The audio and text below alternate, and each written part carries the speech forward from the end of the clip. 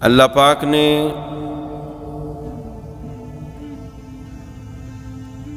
اس آیا کریمہ کے اندر اسلام کی عظمت کو اجاگر فرمایا ہے۔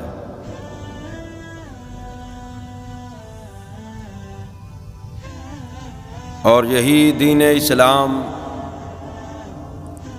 اللہ تبارک و تعالی کا پسندیدہ دین ہے۔ فرمایا ان الدین عند اللہ الاسلام، اللہ کے ہاں جو محبوب ترین دین ہے، جو سب ادیان سے اللہ پاک کو پیارا ہے، وہ دین اسلام ہے۔ فرمایا اس کے علاوہ اگر کوئی بندہ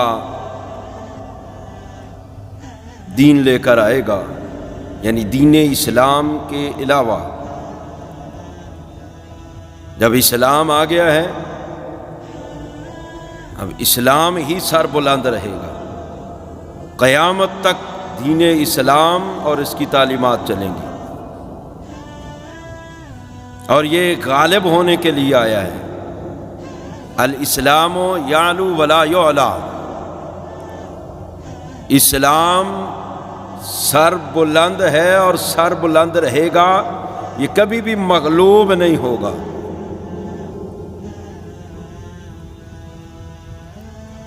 فرمایا کہ هو الذی ارسل رسولہ بالہدی ودین الحق لیظہرہ علی الدین کلہ ولو کرہ المشرکون، وہ ذات کے جس نے ہدایت کے ساتھ اپنے رسول کو بھیجا اور ان کو دین حق عطا کیا، تاکہ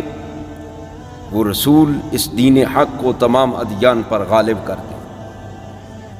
سرکار نے اس کو تمام ادیان پر غالب کیا، صحابہ کرام بھی اسی دین کا پرچار کرتے رہے،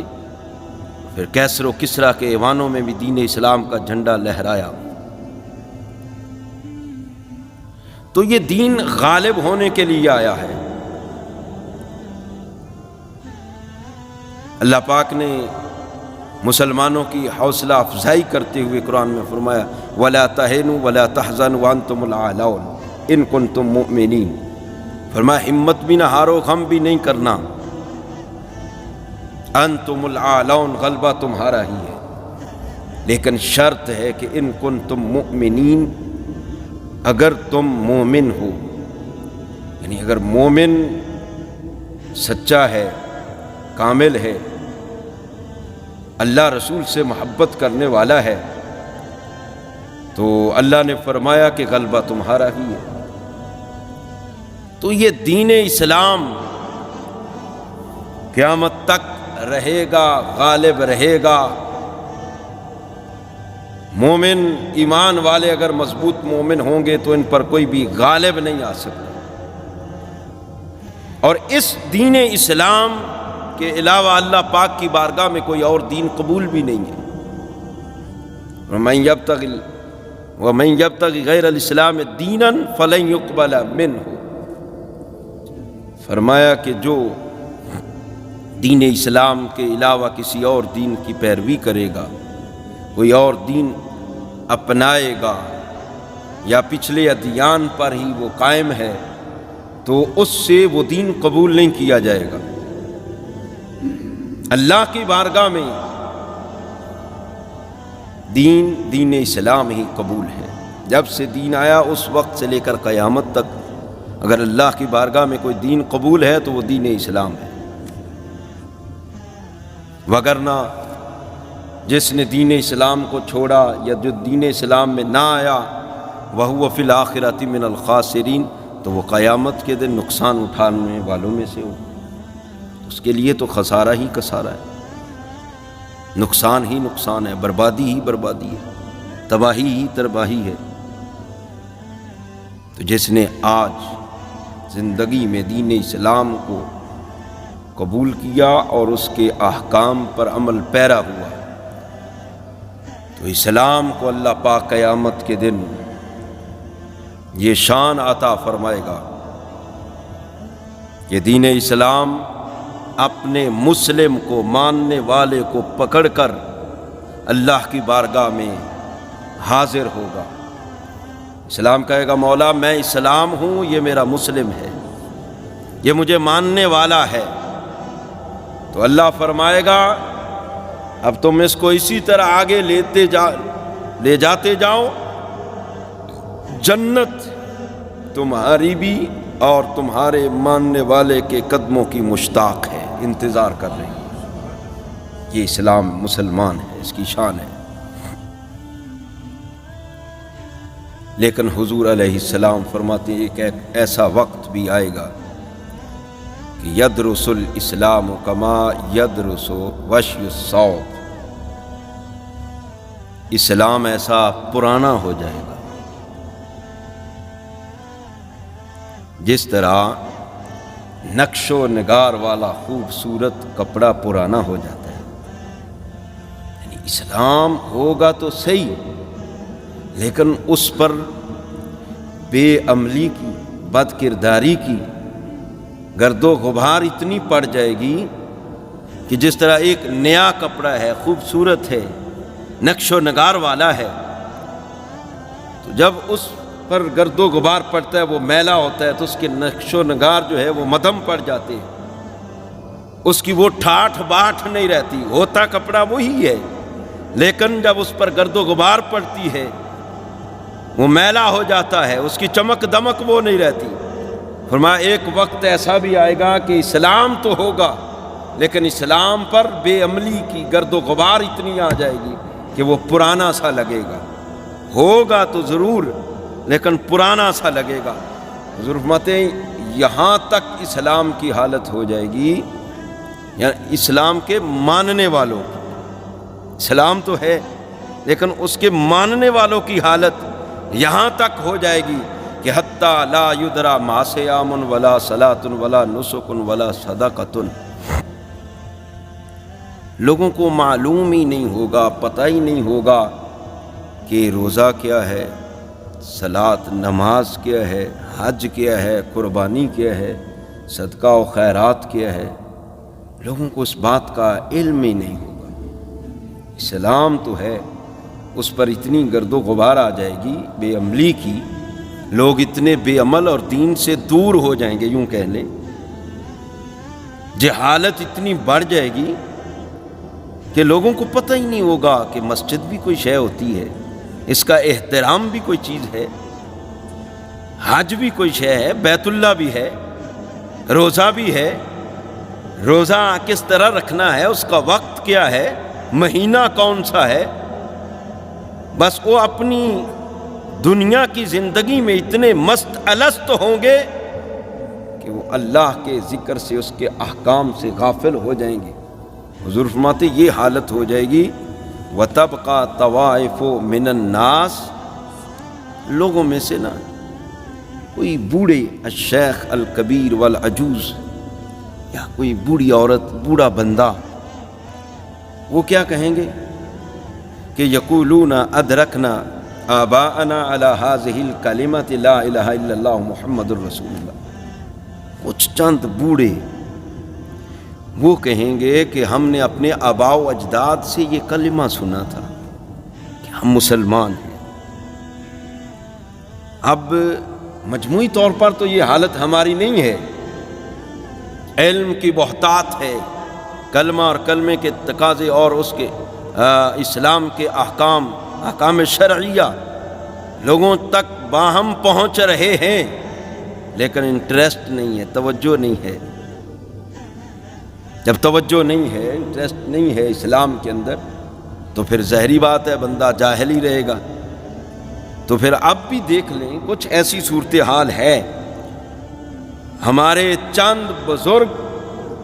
جن کی وضاحت مسلمانوں والی، لباس مسلمانوں والا، یا وہ اسلامی طرز زندگی اپنائے ہوئے ہیں، وگرنہ آج کا جو نوجوان ہے اس کی آپ حالت دیکھ لیں۔ علامہ تو آج سے بڑا عرصہ پہلے یہ روتا گیا ہے نا وضع میں ہو تم نصارہ اور تمدن میں ہنود،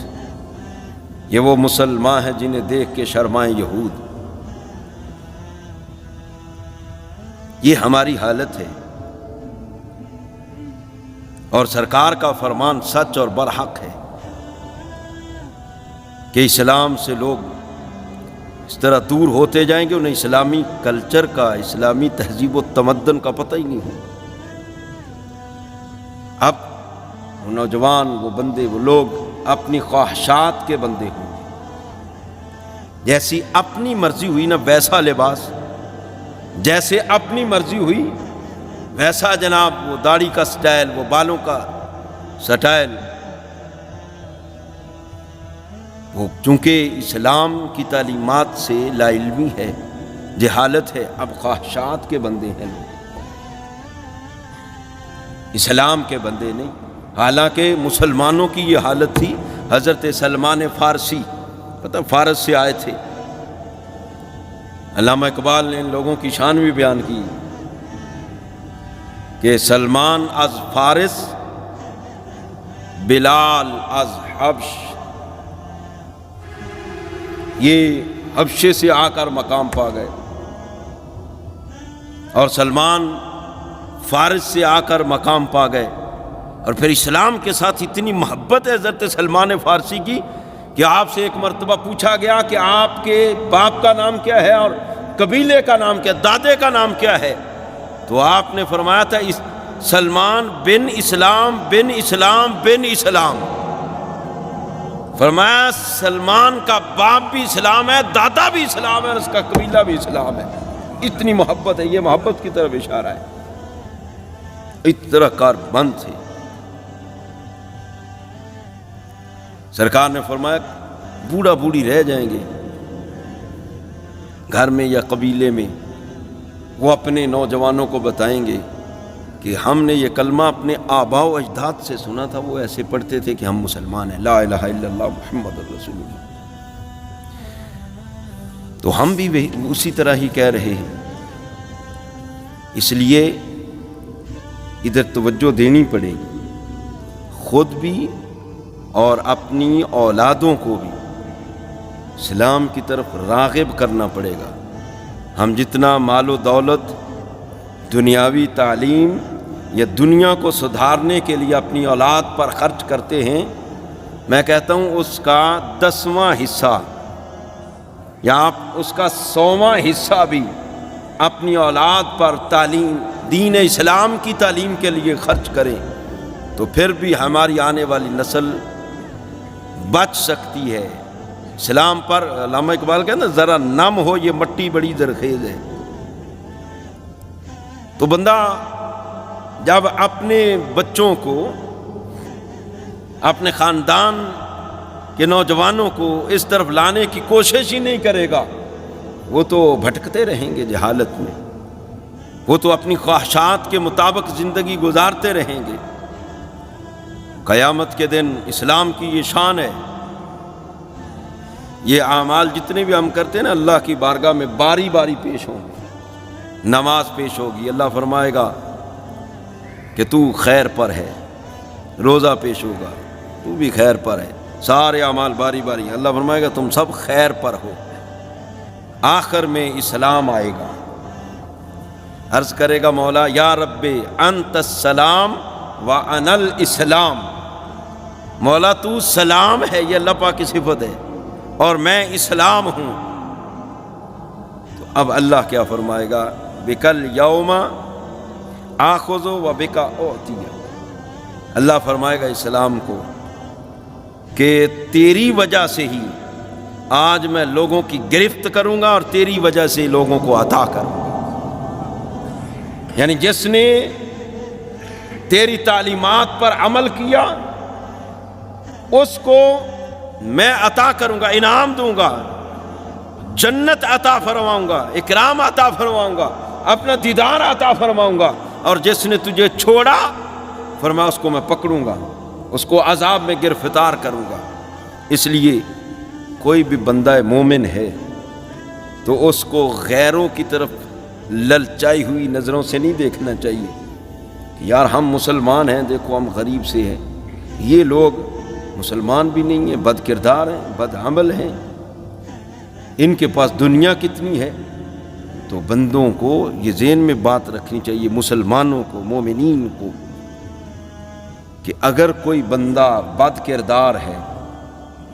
مذہبی اس کا اسلام نہیں ہے، یا برا بندہ ہے، فاسق و فاجر ہے، مسلمان ہے، نہ نماز پڑھتا ہے، نہ روزہ رکھتا ہے، نہ حج کرتا ہے، نہ زکوٰۃ دیتا ہے، نہ کوئی نیک عمل کرتا ہے، اس کے باوجود اس کے پاس دولت کی بہتات ہے، بڑی بڑی جائیدادیں اس کے پاس، بڑا سرمایہ اس کے پاس، بڑے عہدے اور منصب پر فائز ہے، لیکن اللہ کا نام کبھی اس نے زبان سے لیا ہی نہیں، دین اسلام کی تعلیمات پر کبھی عمل کیا ہی نہیں، اس کے باوجود دنیا کے اس کے پاس انبار لگے ہوئے ہیں، تو بندے کو یہ نہیں کہنا چاہیے یار یہ اس نے نہ کبھی نماز پڑھی، نہ روزہ رکھا، نہ حج کیا، نہ زکوٰۃ دیتا ہے، اور نہ کوئی اچھا کام کرتا، اس کے باوجود اس کے پاس اتنا ہے۔ تو مومنین کو اسے دے کر للچانا نہیں چاہیے، یار میں مسلمان ہوں، میرے پاس یہ ہونا چاہیے، یہ ہونا چاہیے، میں تو اللہ کو مانتا ہوں، مجھے اللہ یہ عطا فرمائے۔ وہ جو اللہ نے اس کو دیا ہے نا، نافرمانی کے باوجود،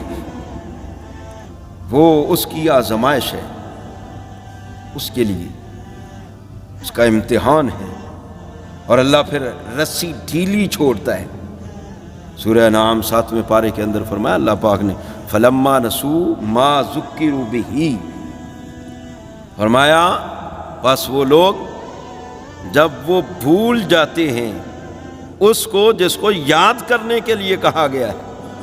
یعنی جو اللہ کے ذکر کو، اللہ کے احکام کو بھول جاتے ہیں، حالانکہ اللہ پاک نے انہیں نصیحت کی یہ تم نے کرنا ہے، فرمایا جب وہ اللہ کے احکام کو بالکل پس پشت ڈال دیں گے نا، فتحنا علیہم ابواب کل شیء، تو اللہ پاک ان پر ہر شے کے دروازے کھول دے گا۔ بات سمجھنے والی ہے۔ فرمایا جو اللہ کے احکام سے غافل ہوگا، شریعت سے دور ہوگا، فتحنا علیہم ابواب کل شیء، اللہ فرماتا ہے ہم اس پر ہر چیز کا دروازہ کھول دیتے ہیں۔ اس کے پاس اولاد بھی ہے، مال بھی ہے، پراپرٹی بھی ہے، جائیداد ہے، زمینیں ہیں، مال مویشی سب کچھ ہے، فرمایا ہر شے کا جو دروازہ کھول دیتا ہوں، جو مجھے بھولا ہوتا ہے رسی اس کی ڈھیلی چھوڑ دیتا ہوں، لو مزے۔ لیکن فرمایا کہ حتی اذا فرحوا بما اوتوا،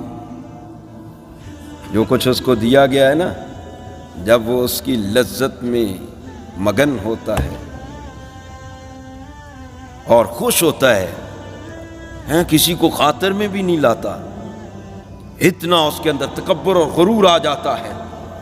اور اپنی دنیا کے اندر جب وہ فرمایا مست الست ہو کے خوش ہو کے پھرتا ہے نا، تو پھر اللہ فرماتا ہے اخذناہم بغتۃ، ہم اچانک اس کو پکڑتے ہیں، فاذا ہم مبلسون، پھر پچھتاوے کے علاوہ، نا امیدی کے علاوہ اس کے پاس کچھ نہیں ہوتا، پھر بندہ ہاتھ ملتا رہ جاتا ہے، کاش اللہ نے مجھے دنیا دی تو میں نے اس کو اللہ کے راستے میں خرچ کیا ہوتا، اللہ نے مجھے زندگی جیسی عظیم نعمت عطا فرمائی، میں اس نعمت کی قدر کرتا، مجھے صحت دی میں اس کی قدر کرتا، اور اللہ کے احکام کی بجا آوری لاتا، اللہ کے احکام کو پورا کرتا۔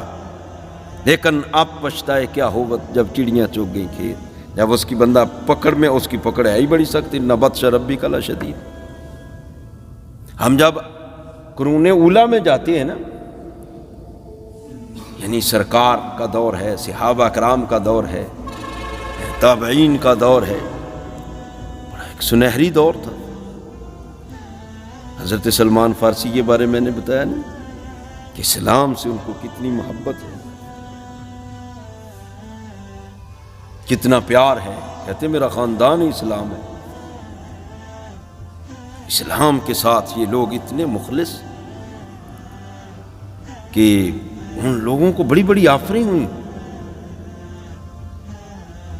بڑا بڑا ان کو بھی لالچ دیا گیا، تاریخ بھری پڑی ایسے واقعات سے۔ لیکن بات وہی ہے، تختے سکندری پہ تھوکتے نہیں ہیں، بستر لگا ہوا ہے جن کا تیری گلی میں۔ حضرت عقبہ بن عامر، ان کے بارے میں یہ آپ نے یہ روایت کی ہے، روایت کہ سرکار نے فرمایا، یہ آج کی دور کی بات سرکار نے اس وقت فرما دی تھی کہ بندے جناب وہ بھیڑ چال ہے ہماری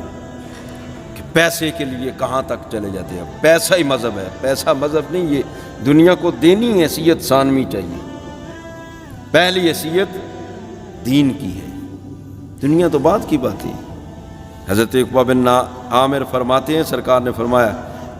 اور بندے کو کبھی بھی کسی سے مرعوب نہیں ہونا چاہیے، اللہ جس حال میں رکھے نا اس حال میں بندے کو خوش رہنا چاہیے، اگر دیتا ہے تو اس میں بھی شکر ادا کرنا چاہیے، اگر کچھ بھی نہیں دیا تو پھر بھی اللہ کی بارگاہ میں بندے کو صبر کرنا چاہیے، اللہ پھر اس پر انعام عطا فرماتا۔ سرکار نے فرمایا کہ اذا رأیت اللہ یؤتی العبد من الدنیا علی معاصیہ، جب تم کسی بندے کو دیکھو نا کہ گناہوں کے باوجود اللہ اسے عطا کر رہا ہے، تو پھر اس کو اللہ کا ولی نہ مان کے بیٹھ جاؤ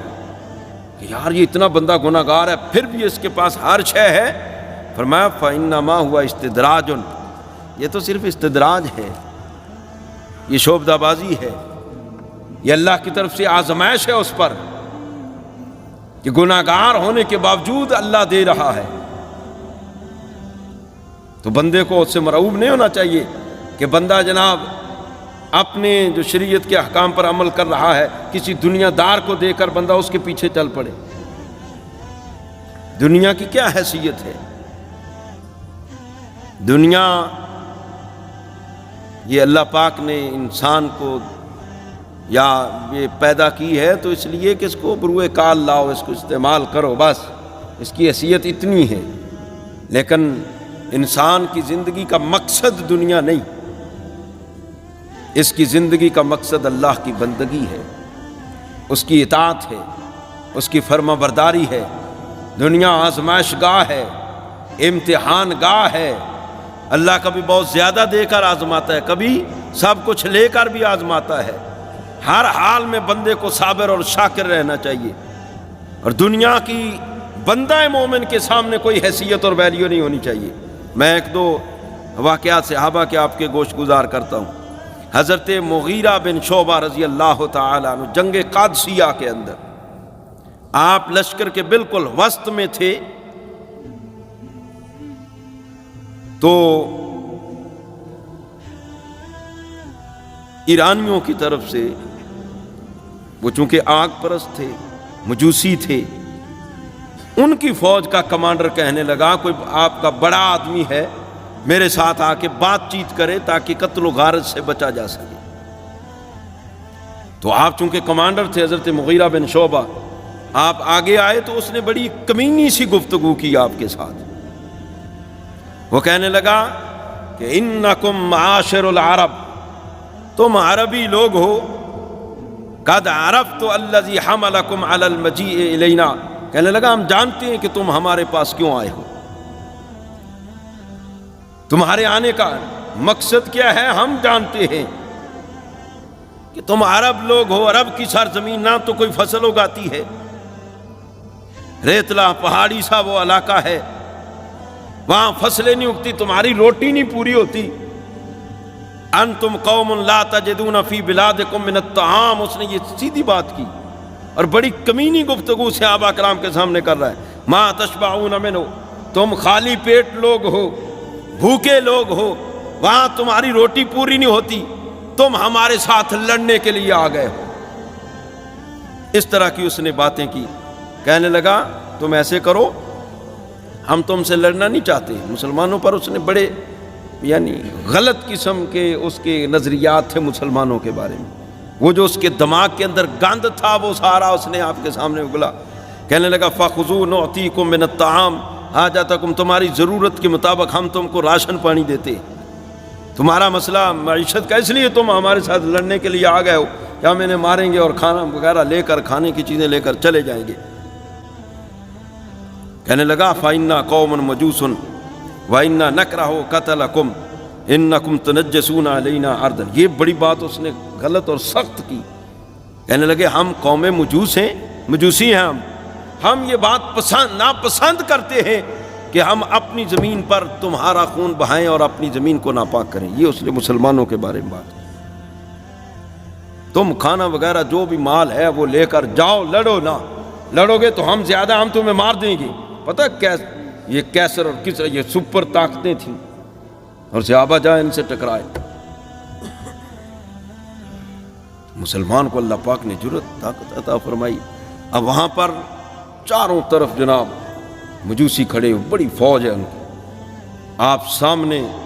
مجوسی کے کھڑے، ان کے کمانڈر کے۔ جب اس نے یہ گندی سی گفتگو کی نا تو حضرت مغیرہ بن شعبہ فرمانے لگے یہ ہے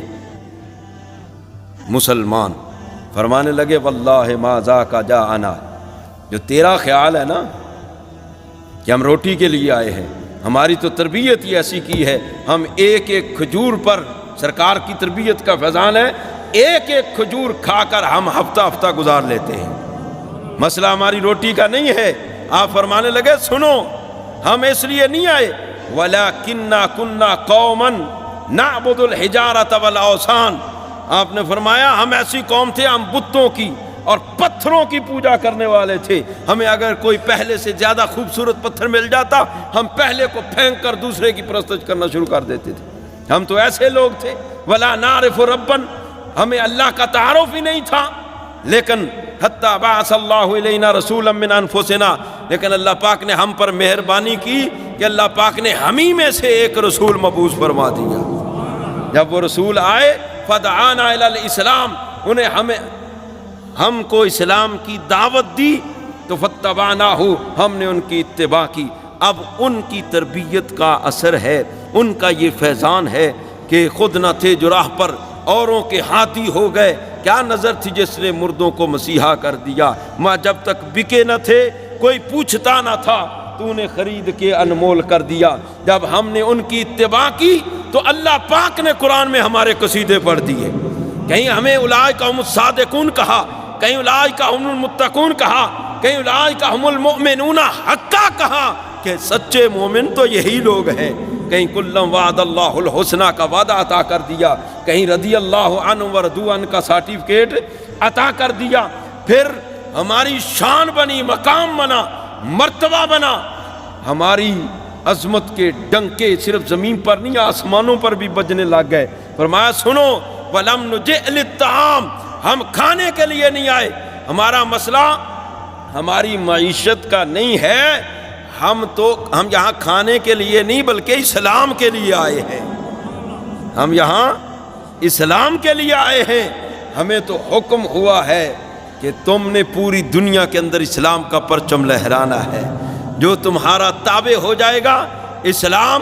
اس پر حملہ آور نہیں ہوگا۔ اور فرمایا جو اسلام کا تابع ہو گیا اسلام اس کو عزت عطا فرمائے گا، وگرنہ ہم تمہارے خلاف، تم بے شک زیادہ ہو، ہم قتال کریں گے، ہمیں جہاد کا حکم ہے، لیکن وہ لوگ نہ مانے۔ صحابہ کرام نے اس سپر طاقت کے ساتھ قتال کیا، جہاد کیا، اللہ پاک نے وہ دونوں سپر طاقتیں مسلمانوں کے زیر کنٹرول کر دی۔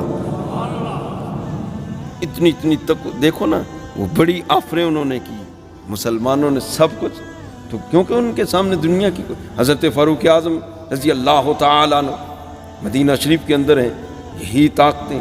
جب مفتوحہ ہوئی، مسلمان فاتح ہو کر آئے تو جناب وہ بادشاہوں کے وہ تاج بھی، جو ہیرے جواہرات جن کے اندر بڑے بڑے قیمتی ہیرے اور جواہرات تھے، آپ نے فرمایا میں اس مال کو چھت کے نیچے نہیں رکھوں گا، مسجد نبی شریف کے سین میں ڈال دو۔ حسین میں مال رکھ دیا گیا، بڑا مال تھا، سونا چاندی ہیرے جواہرات، بہت مال تھا۔ اب صبح ہوئی نا تو حضرت فاروق اعظم آئے، آپ نے وہ سارا کا سارا شام تک سارا تقسیم کر دیا، مسلمان مال غنیمت تھا، جتنا جتنا جس کا حصہ آتا تھا تقسیم کر دیا۔ اور خود آپ کی آنکھوں سے آنسو آ گئے۔ لوگوں نے کہا جی یہ تو فتح کا خوشی کا دن ہے، فتح ہوئی ہمیں، تو آپ نے رونا شروع کر دیا ہے، رو کیوں رہے ہیں؟ فرمایا یہ دنیا فتنہ ہے، رو میں اس لیے رہا ہوں، ہمارے پاس جب تک دنیا نہیں تھی ہمارے ایمان بڑے مضبوط تھے، یہ خود دنیا ایک فتنہ ہے، یہ مال و متاع، میں رو رہا ہوں کہ کہیں ہم فتنوں میں مبتلا نہ ہو جائیں، فتنوں میں نہ مبتلا ہو جائیں۔ حضرت مغیرہ بن شعبہ بھی جب اللہ پاک نے فتح عطا فرمائی نا، یہ بھی روئے تھے، پریشان ہو گئے تھے۔ یہ حضرت مغیرہ بن شعبہ پریشان ہو گئے کہ کہیں ہم کسی فتنے میں مبتلا نہ ہو جائیں دنیا کی وجہ، دنیا فتنہ ہے، دنیا عبرت کی جا ہے، دنیا آزمائش گاہ ہے، دنیا امتحان گاہ ہے۔ بڑی بڑی دنیا آئی صحابہ کرام کے سامنے، فاروق اعظم کا دور پتہ، فتح کا دور ہے وہ، بعض روایتوں میں 22 لاکھ ہے نا، بعض میں 36 لاکھ تک آتا ہے مربع میل، 36 لاکھ مربع میل تک آپ کی حکومت پھیلی ہوئی تھی، یہ سارے مفتوح علاقے تھے، کتنا مال غنیمت آیا ہوگا، لیکن صحابہ کرام کبھی بھی دنیا کو دیکھ کر مرعوب نہیں ہوئے، دنیا کو حیثیت انہوں نے ثانوی دی ہمیشہ، پہلی حیثیت اسلام کو، جو اسلام کی تعلیم اور تربیت ہے اس کے مطابق چلنا ہے، جو سرکار نے تربیت۔ حضرت عبداللہ بن رواحہ کو سرکار بھیجتے تھے وہ خراج وصول کرنے کے لیے خیبر کی طرف، آپ ایک مرتبہ گئے تو وہاں کے جو یہودی تھے نا بڑے بڑے، انہوں نے اپنی عورتوں کے سارے زیورات اتار کر اکٹھے کر لیے کہ یہ جو مسلمانوں کی طرف سے نمائندہ آتا ہے نا، ہم اس کو رشوت دیں گے، جو خراج ہے ٹیکس ہے ہمارا، کیونکہ یہ ساری زمین مسلمانوں کی، یہ بات ذہن میں رکھی، مسلمان خود بونڈ ہو رہے ہیں دن بدن جناب، وہ ایک دائرے میں آ رہے ہیں، یہ اپنی کمزوری ہے، وگرنہ بخاری شریف کے اندر یہ حدیث پاک موجود ہے، سرکار نے فرمایا وَاعْلَمُوا أَنَّ الْأَرْضَ لِلَّهِ وَلِرَسُولِهِ، میں جان لو کہ یہ ساری زمین اللہ اور اس کے رسول کی ہے۔ علامہ اقبال نے ایسے نہیں کہا تھا ہر ملک ملک کے ماست، یہ پوری دنیا پوری زمین یہ مسلمانوں کی ہے، اللہ پاک نے اپنے محبوب کو یہ خزانے عطا فرمائے، ساری زمینیں سارے خزانے محبوب کو عطا کیے ہیں، اور خزانوں کی چابیاں بھی اللہ نے محبوب کو عطا کر دی، ہوتی تو مفاتیح خزائن الارض، اللہ پاک نے زمین کے سارے خزانوں کی چابیاں ہمیں عطا فرمائی۔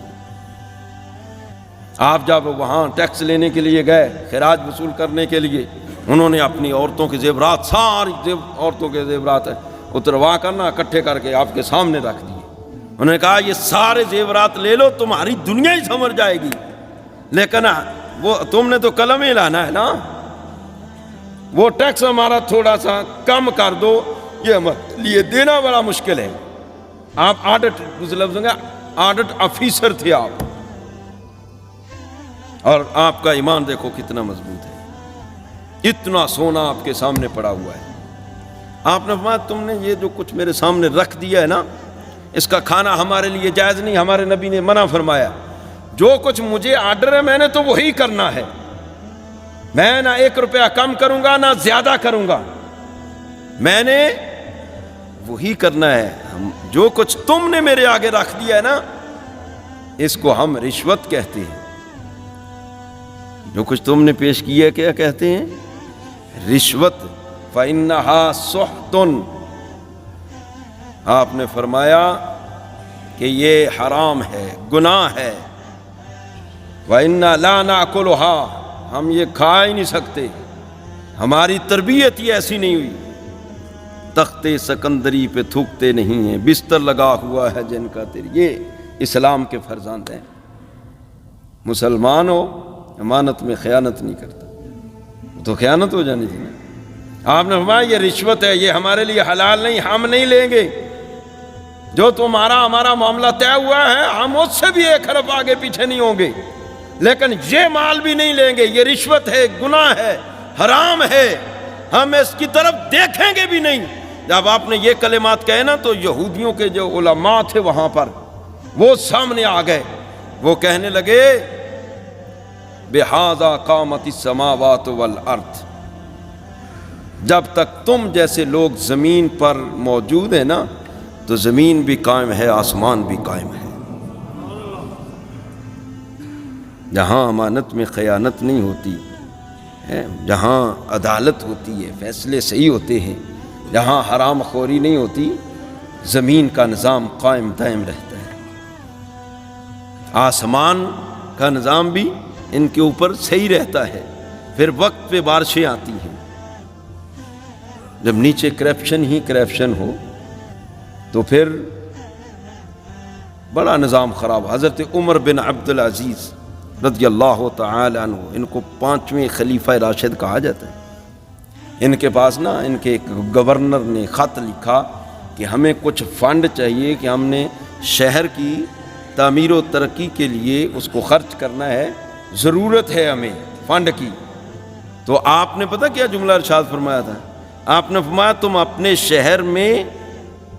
عدل اور انصاف قائم کرو، تمہیں فنڈ کی ضرورت نہیں پڑے گی۔ کیوں؟ تمہارا شہر کبھی ٹوٹے گا ہی نہیں، کبھی برباد ہوگا ہی نہیں، تمہارے شہر کا نظام خود بخود ٹھیک چلتا رہے گا اور اللہ چلائے گا، کیونکہ عدل انصاف کی برکت ہے، عدل و انصاف کی برکت ہے۔ تو جہاں عدل و یار وہ امانت میں خیانت نہیں کی حضرت عبداللہ بن رواحہ نے، تو یہودی کہہ رہے ہیں کہ ان لوگوں کی وجہ سے زمین اور آسمان کا نظام قائم ہے، پوری زمین اور پورا آسمان۔ تو جہاں جس شہر میں عدل ہوگا وہ شہر قائم نہیں رہ سکتا۔ جس شہر میں امین لوگ، امانت دار لوگ ہوں گے تو اس شہر کا نظام بھی قائم رہے گا۔ اس شہر کے اندر پھر یہاں تو بات ہے کہ کوئی ادارہ قائم کرنا ہے، کوئی محکمہ بنانا ہے، وہ سارے اس پر اخراجات لگ جاتے ہیں۔ جب جا کر آپ دیکھتے ہیں وہاں پر ہو سکتا ہے آپ کو نہ بلڈنگ نظر آئے نہ کوئی بندہ نظر آئے۔ یہاں تو حالت یہ ہے، آنکھ جو کچھ دیکھتی ہے لب پہ آ سکتا نہیں، محو حیرت ہوں کہ دنیا کیا سے کیا ہو گئی۔ اللہ پاک کے بندے جب اللہ کے مطیع ہوتے ہیں، اللہ کے فرما بردار ہوتے ہیں، اللہ کی اطاعت کرتے ہیں، اللہ کے احکام پر عمل پیرا ہوتے ہیں، وہ جب قبرص میں مسلمان پہنچے نا، قبرص یہ حضرت عثمان غنی کے دور میں یہ جنگ ہوئی، جب وہ لوگ مفتوح ہو گئے، مسلمان غالب آ گئے، مسلمانوں کو اللہ پاک نے فتح عطا فرمائی، تو وہاں جو کمانڈر تھے وہ بھی رو دیے تھے، عقبہ بن عامر۔ لوگوں نے کہا کیوں رو رہے؟ اللہ نے ہمیں فتح عطا فرمائی۔ انہوں نے کہا میں خوشی ہے مجھے اللہ نے فتح دی، میں رو اس لیے رہا ہوں، یہ آزاد قوم تھی، بڑا مضبوط لوگ تھے، انہوں نے اللہ کی نافرمانی کی، اللہ پاک نے بھیڑ بکریوں کی طرح ان کو قیدی بنوا دیا ہے اور یہ ذلیل ہو کر رہ گئے ہیں۔ میں اس لیے رو رہا ہوں کہیں امت مصطفیٰ اللہ کی نافرمانی کر کے اس حال میں نہ پہنچ جائے۔ آج یہ جو کچھ ہو رہا ہے ہمارے اپنے اعمال کی شامت ہے، زیادہ تو اللہ معاف کر دیتا ہے۔ آپ دیکھ لیں ہم کتنے باعمل اور با کردار ہیں، ہمارا جس طرح کا کردار ہے، اس لیے بزرگ فرماتے ہیں کہ از مکافات عمل غافل مشو، جو سے جو گندم سے گندم بروید۔ بندے کو شامت اعمال سے، یہ مکافات عمل سے غافل نہیں ہونا چاہیے۔